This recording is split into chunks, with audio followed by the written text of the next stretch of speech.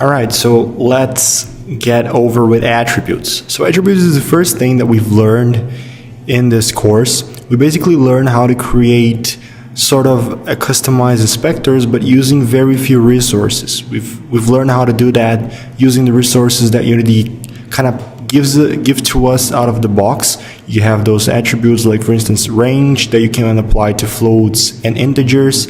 You have multi-line that you can apply to strings. You have headers to put like a header in your inspector without having to create a custom inspector for it.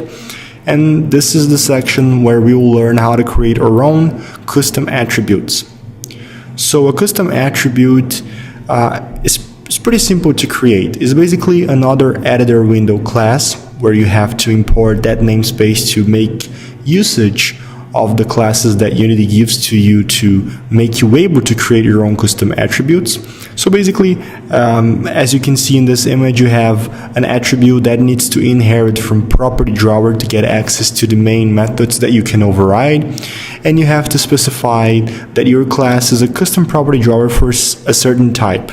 So the target type goes to tell Unity on which cases it has to draw that certain property. So for example, if you make a custom property drawer for a type of bool, then target type will of course be replaced to bool.